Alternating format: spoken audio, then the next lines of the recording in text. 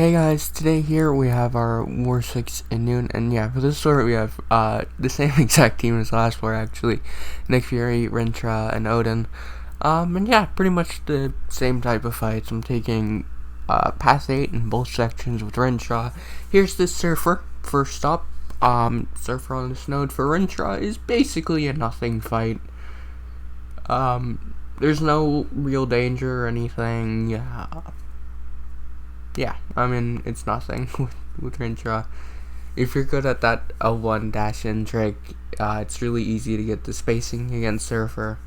You definitely don't have to be good at it for such an easy fight, but if you are, it's nice. And yeah, as you can see, the fight's just over. Yeah, that is Rintrah. And next up, we have this Hulkling on Rich Get Richer again. Odin debuffs make this matchup a little bit more annoying, but I wanted the Odin debuffs for the other two matchups, so I thought since it's easy enough, well, why not? And yeah. We're getting our Owen going. We are already at 20 mystical charges. He just gets them so fast against someone like Hulkling, and yeah, as you can see, we throw two L1s, because there's really just no way to control that much power without just throwing a bunch of L1s. And this is only with the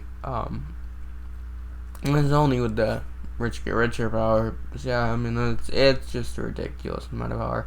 But there we go. I mean, throwing the two L1s, I was able to squeeze in an L2 finally, and the next one with 3 ruptures is gonna kill. So yeah, pretty decent fight, 42 seconds for that one. And yeah, for this Sersi, my game plan is actually to not throw any specials at all, because with the Odin buffs, I'm not going to be able to use flat combos, or I'm not going to be able to use specials, or she's going to activate the conduit things. And with how fast you have to throw your specials between each other, there's a very high likelihood that you're just not going to be doing damage with throwing specials. So with this fight, I decided to just go for 5 combos for the whole fight, which, as you can see here, is working pretty damn effectively. I mean, the ruptures are doing a good chunk, our basics are doing pretty good, and like, that's a lot of damage. I mean, definitely not a small amount of damage even from just his combos. And yeah, the tricky thing about this matchup normally is that if Sersi throws her heavy, you can get out of how you want to be approaching the fight pretty quickly. But with the Odin buffs, that's not going to happen, because Rich Get Richer won't be triggering from it. And you're only doing combos for this fight, so your lineups don't matter too much. It is nice to get her lined up into the corner with Root still, because that gives a lot of rupture damage, but yeah, doesn't matter too much at the end of the day. And yeah, the fight's just over at this point. So yeah, I mean, decent fight with this Rintrah. He is amazing in war, man. It's just ridiculous how strong he is against basically the whole Cosmic class. I mean, really. And yeah, for my final fight, I have a Doom boss again. I think this is my 3rd one this season. Nick Fury, best option. This time, I'm back to proper masteries for this fight with half Sui's. And yeah, I had a 30% boost on because it was expiring after this war, so I might as well. And I have Reed and Wags going on, which is nice. Just a little boost in damage. And yeah, I remember Doom was a little bit stingy at the start of the fight right here, which is always a little annoying, because the only real risk of Nick Fury versus Doom boss is if you get cornered.